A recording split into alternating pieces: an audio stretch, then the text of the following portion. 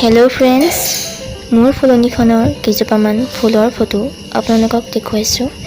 কেনেকুৱা লাগিল জনাব আৰু লাইক এণ্ড শ্বেয়াৰ কৰি দিব আৰু লগতে মোৰ চেনেলটো ছাবস্ক্ৰাইব কৰিবলৈ নাপাহৰিব।